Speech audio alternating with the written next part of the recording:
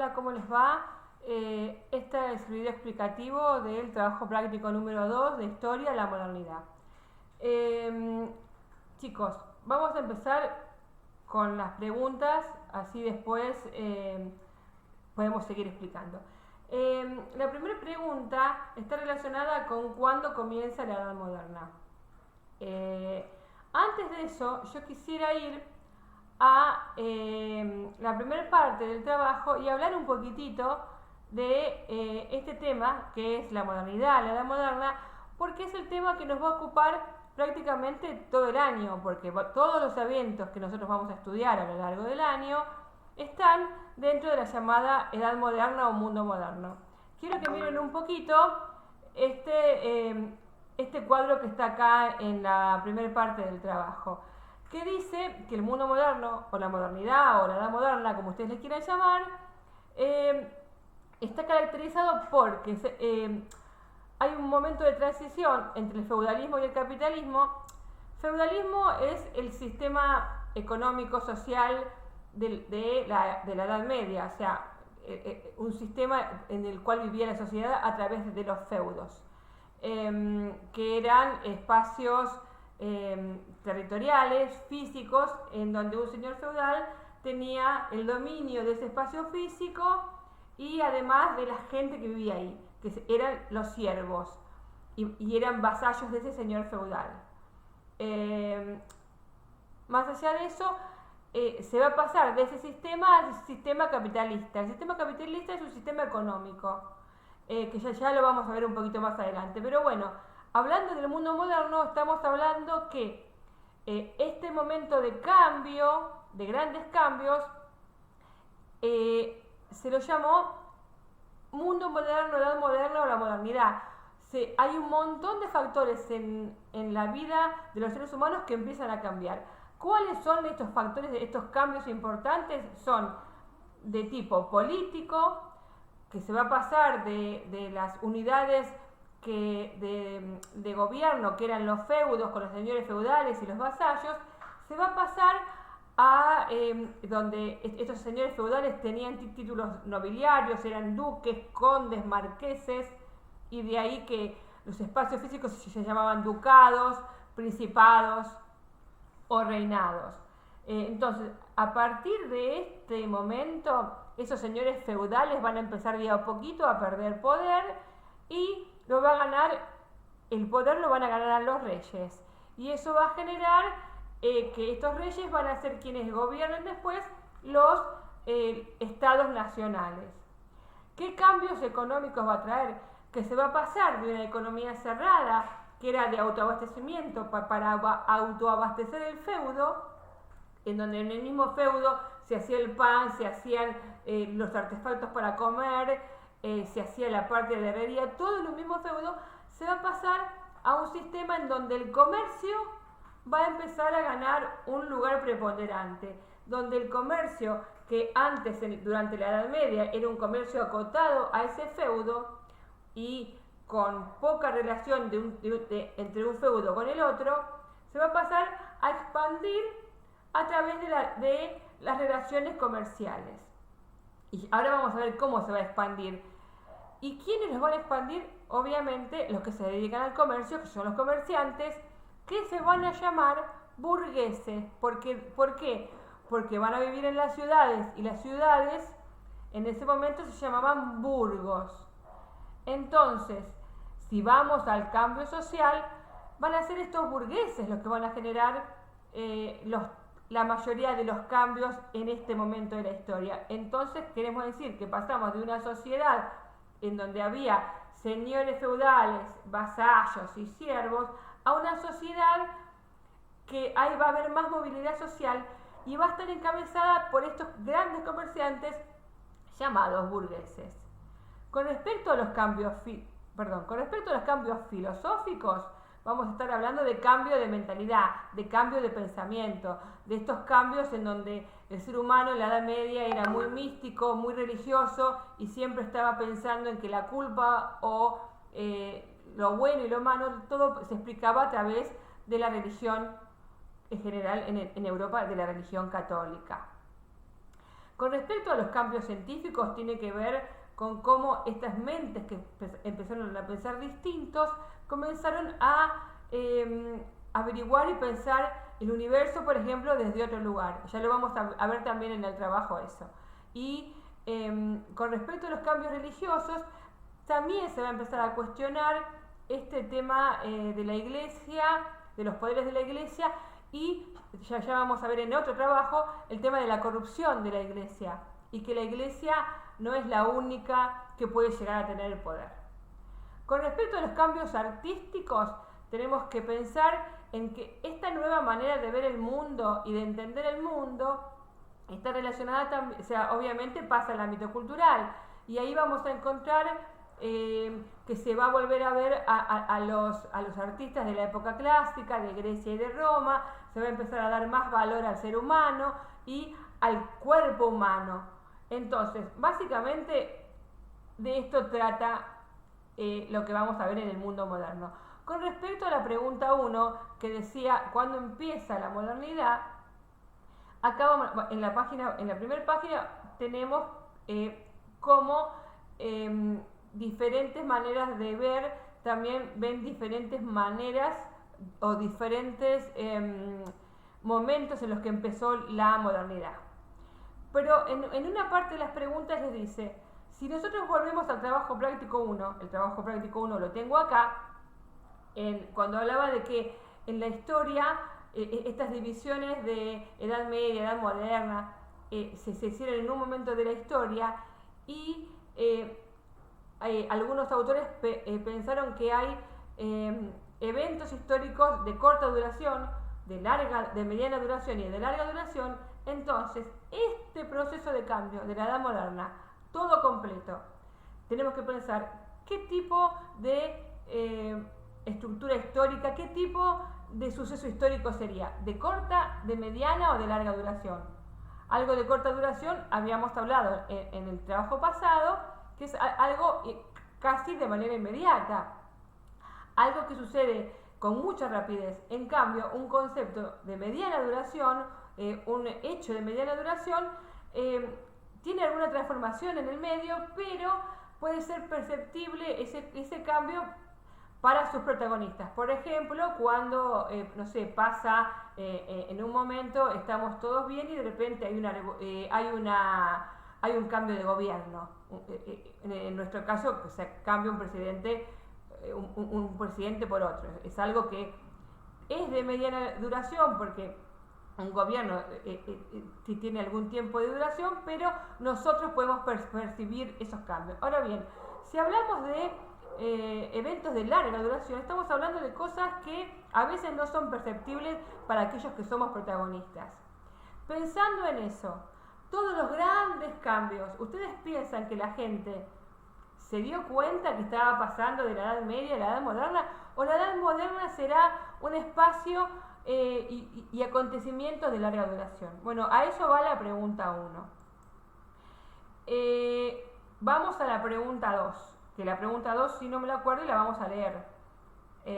No me acuerdo el orden en que pusimos las preguntas. Ahora vamos a ver. La pregunta 2, ¿qué dice? La pregunta 2 dice que te proponemos que mires un fragmento del siguiente video, que es la modernidad.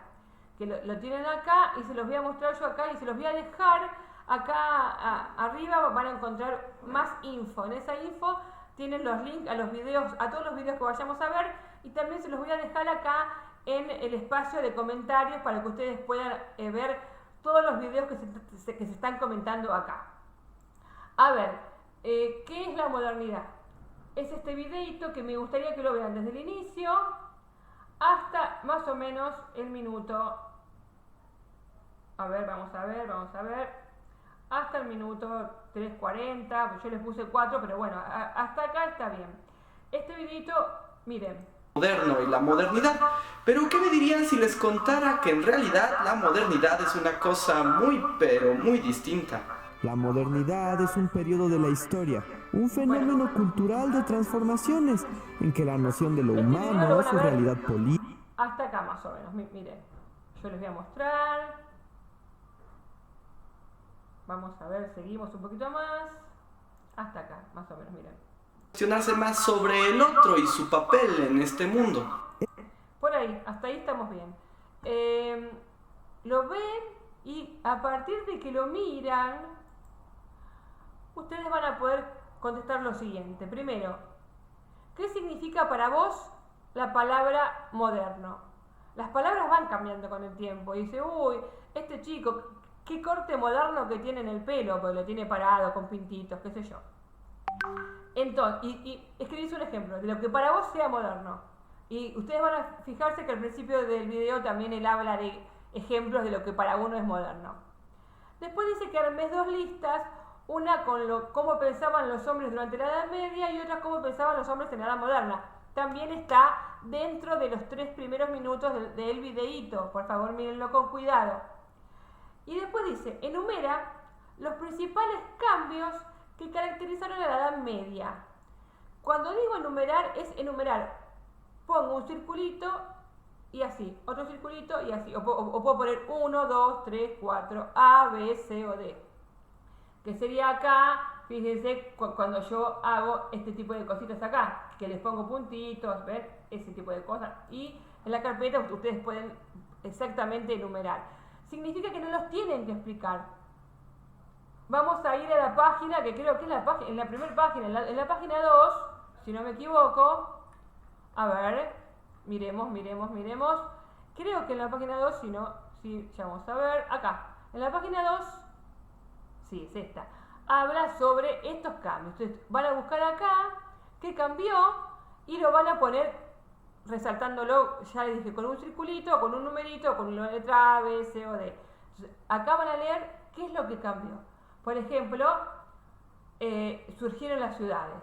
O sea, resurgieron las ciudades. Por ejemplo, hay un nuevo grupo social que surge, que son los burgueses, ligados a las actividades mercantiles. Por ejemplo, fortalecimiento del poder de los reyes. Sin explicar. ¿Estamos?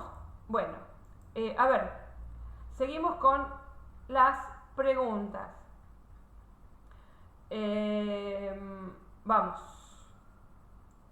Vamos que rueda, vamos que llegamos acá. La pregunta 3 ya la hicimos. Vamos a la pregunta 4. Dice, uno de los cambios más significativos y que dio origen a otros cambios fue el cambio de mentalidad.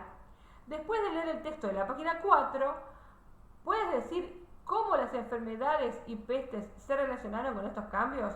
Teniendo presente que estamos pasando por un momento de pandemia, ¿pensás que se pueda generar un cambio en nuestra sociedad? ¿Cuáles?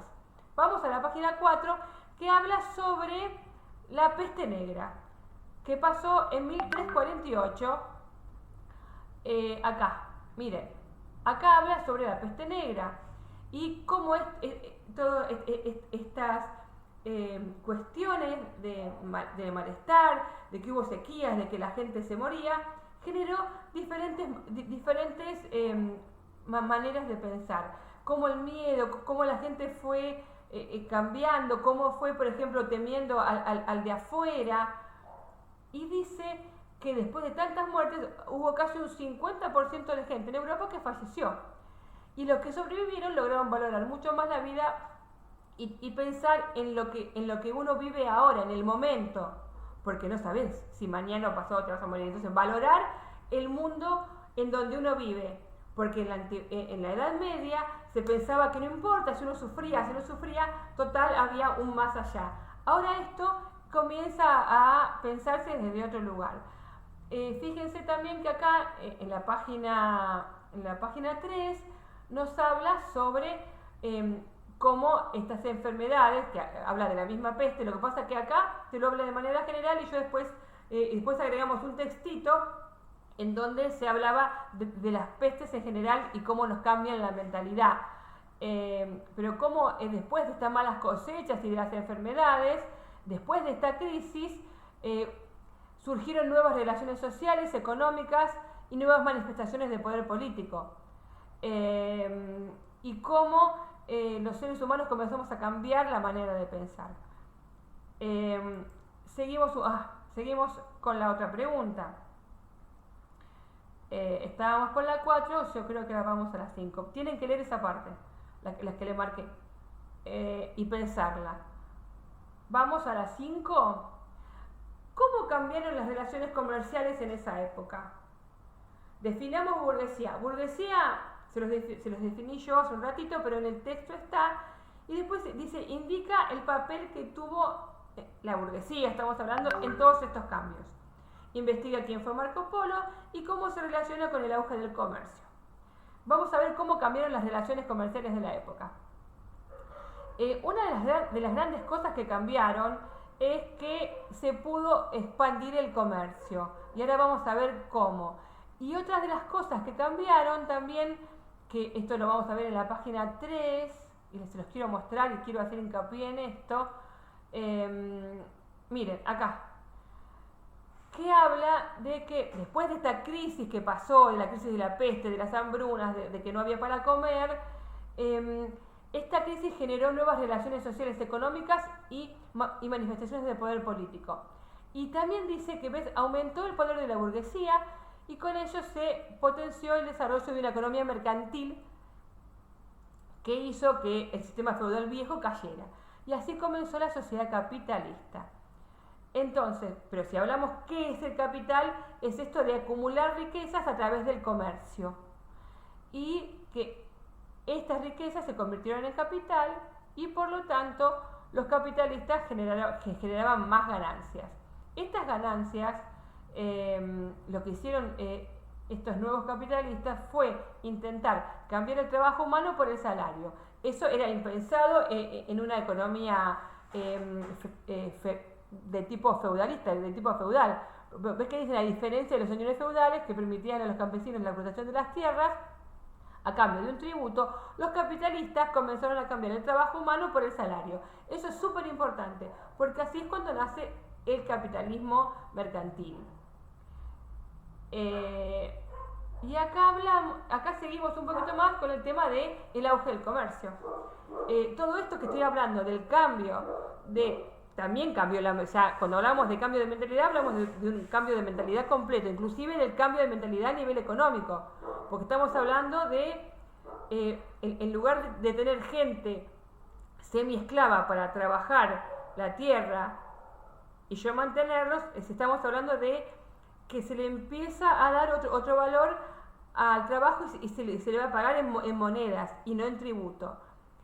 Pero más allá de eso, volviendo al tema del comercio, el comercio que antes no se había expandido, se empieza a expandir no solamente por Europa, sino hacia el Oriente, hacia Asia.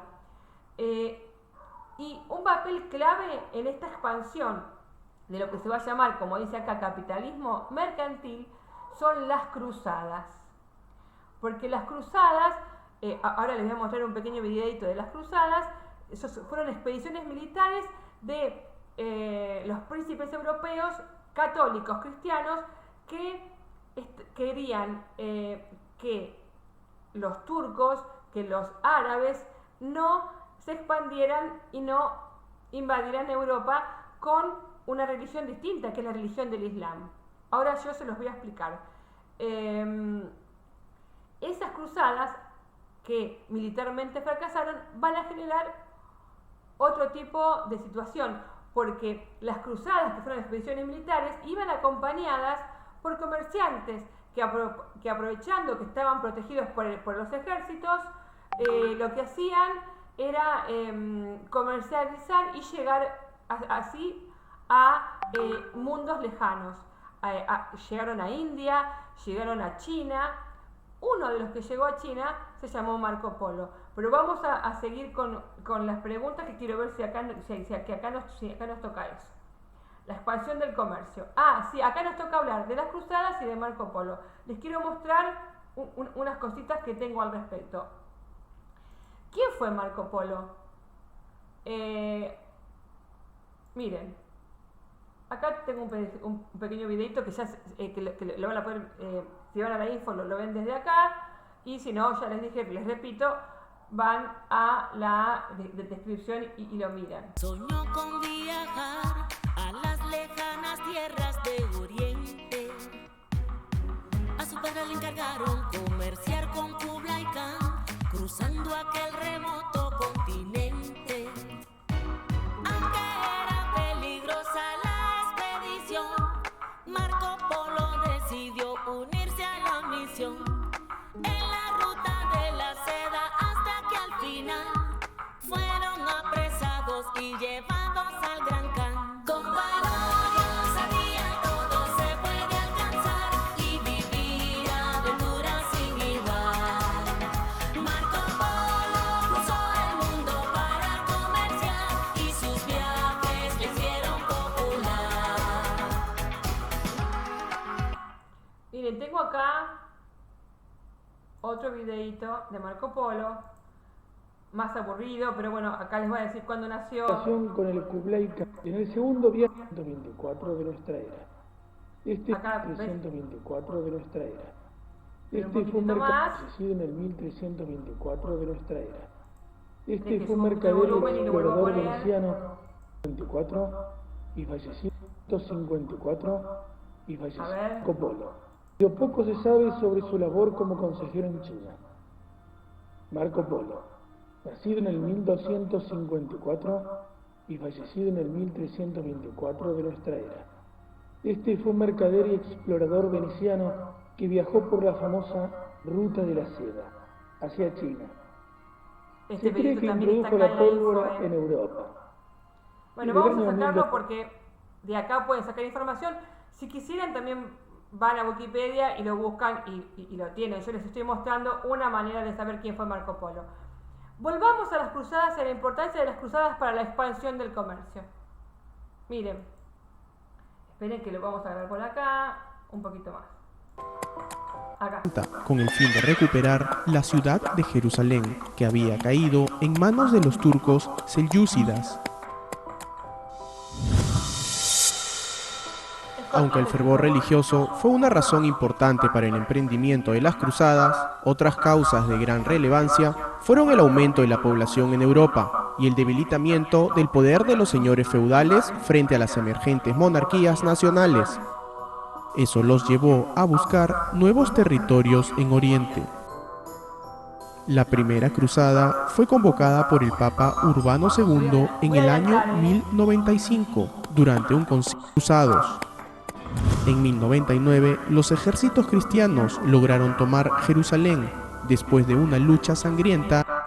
Posteriormente, los cruzados fundaron reinos cristianos en Tierra Santa y en otros territorios de Oriente Medio y crearon órdenes. No obstante, estos territorios volvieron a caer en poder de los musulmanes a finales del siglo XIII. A la primera cruzada le siguieron otras 7, las cuales, sin embargo, fracasaron en su intento de reconquistar Tierra Santa.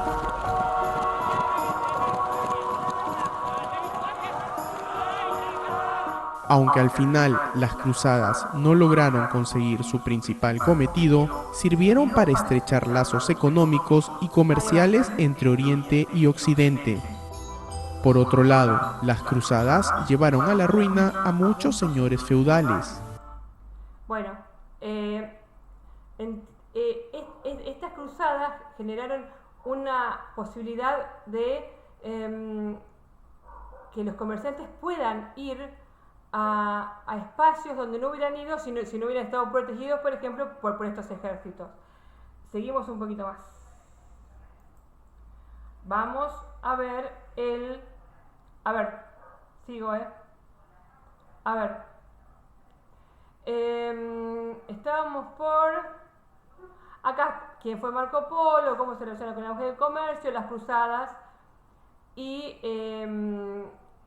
la importancia con respecto a cómo se relacionan con la expansión del comercio.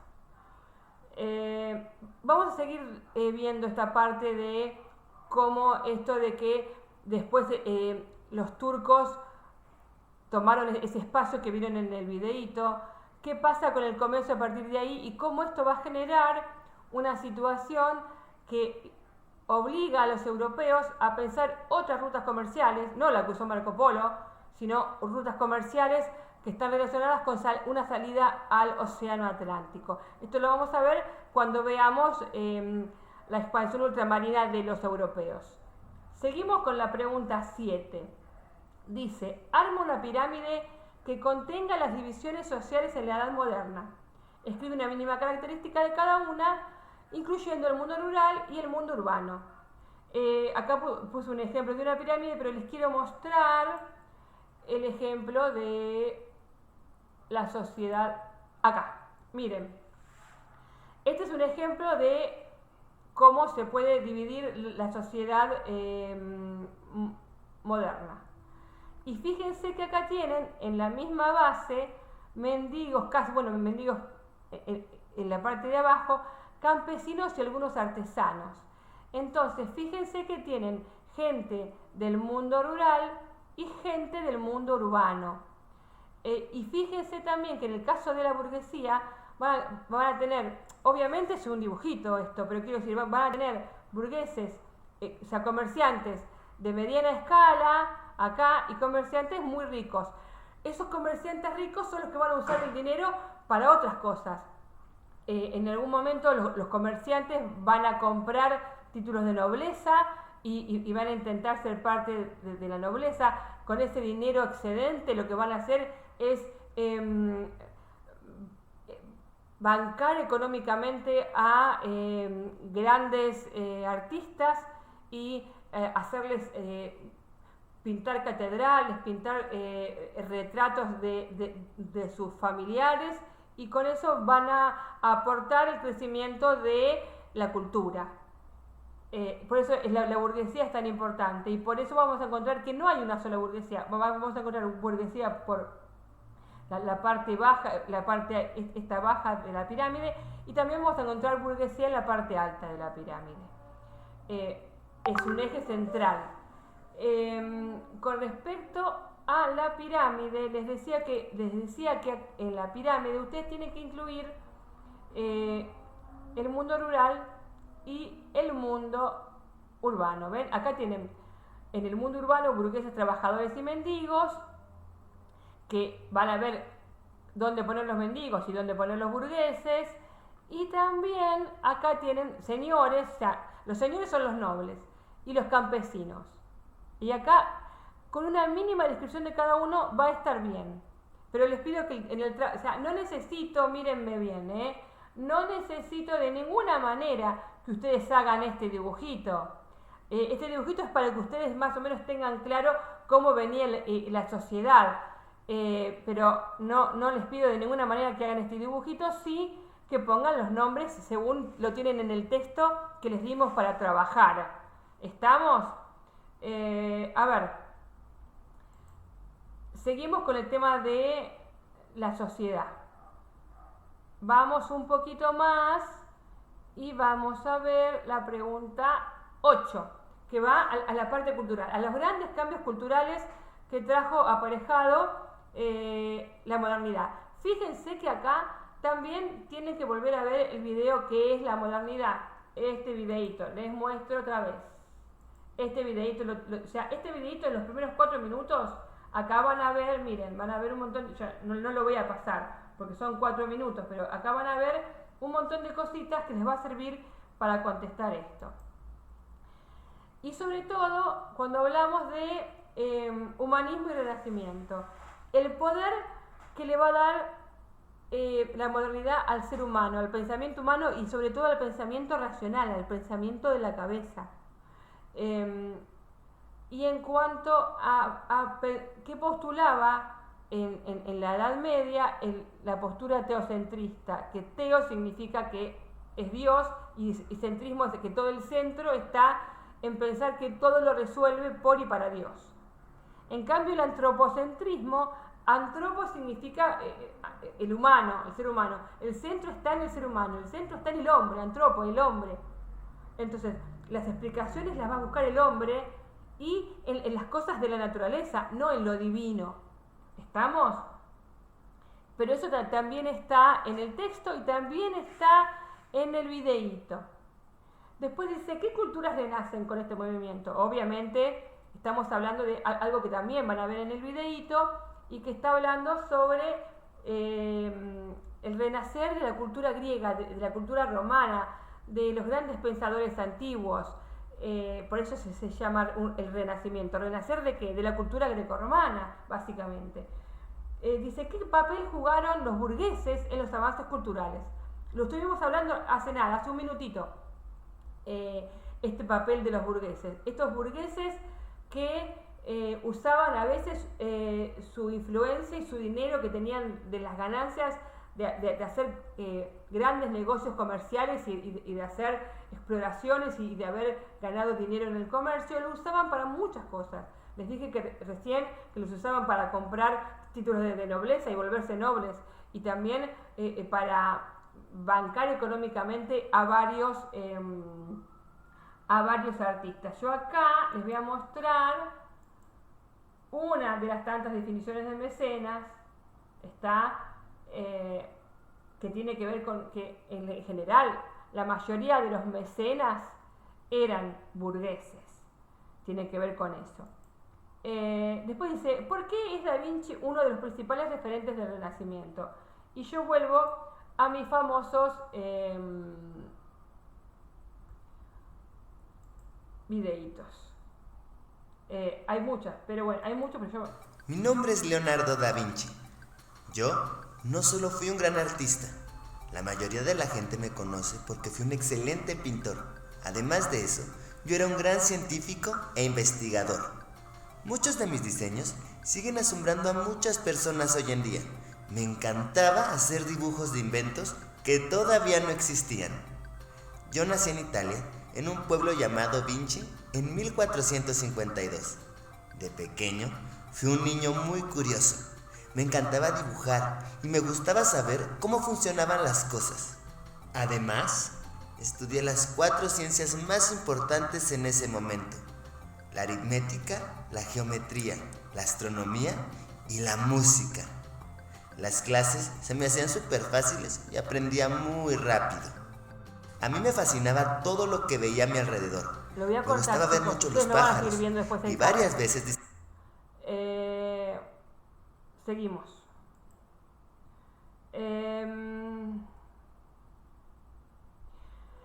¿Por qué el descubrimiento de Copérnico resultaba peligroso para la época? Hablemos un poquito de Nicolás Copérnico, que lo tenemos acá.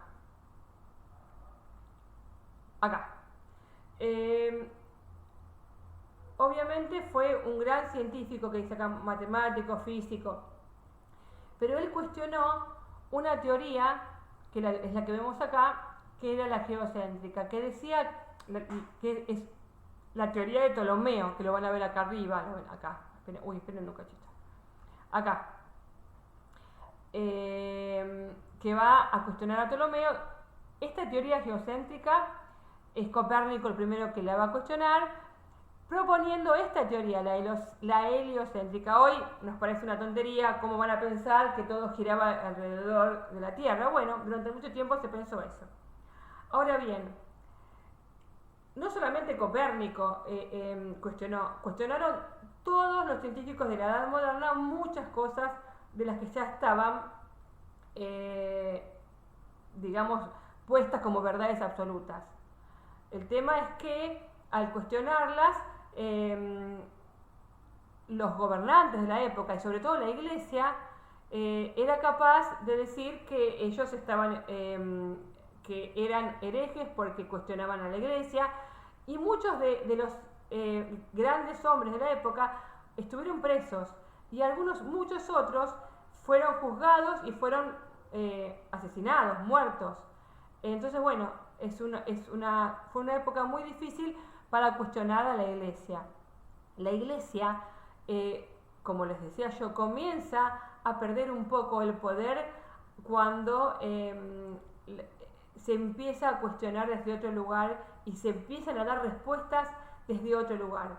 Entonces ahí hace un crack todo este tema de cómo justificar las cosas. Y algo que va a ayudar mucho a eso es la creación de la imprenta, que la crea Johannes Gutenberg. ¿Y por qué es tan importante la imprenta? Porque antes los libros se escribían desde otro lugar, los escribían los monjes, obviamente los monjes de la Iglesia Católica, en las catedrales, en los conventos, y ellos tenían el saber de estos griegos y romanos antiguos y lo escribían en latín, en un idioma que solamente sabían ellos, y la misa se daba en latín, en idioma que solamente sabían ellos. Entonces, si la mayoría de la gente quería llegar a Dios, tenía que tener a estos curas, estos sacerdotes, como intermediarios. A partir de este momento, todo esto se va a cuestionar, y la imprenta tiene mucho que ver en eso. Entonces avancemos un poquito más a otras preguntas que tienen que ver con esto. Piensen en argumentos para sostener la siguiente afirmación: la imprenta de Gutenberg revolucionó la cultura de su época. ¿Saben lo que tarda una persona en escribir un libro a mano? ¿Se imaginan el avance que es que uno lo puede hacer a través de una máquina? Con respecto a cómo se escribían los libros, se los dije yo recién, les quiero mostrar algunas fotitos. Quiero que lo redacten de manera clara. Miren, fíjense en estas imágenes que tenemos acá. ¿Quiénes son los que escriben los libros? ¿Cómo los escriben? Fíjense que si se ve, no sé si se llega a ver, que miren, ¿ven? Que son sacerdotes. Ay, esperen que se me fue, no quería irme para acá. No quería irme para acá. Ahí. ¿Ven? Miren. Fíjense que la mayoría de las personas que están escribiendo tienen una túnica y parecen sacerdotes. Fíjense lo que una persona puede tardar en escribir y en hacer las ilustraciones de estos dibujos que se hacían a mano.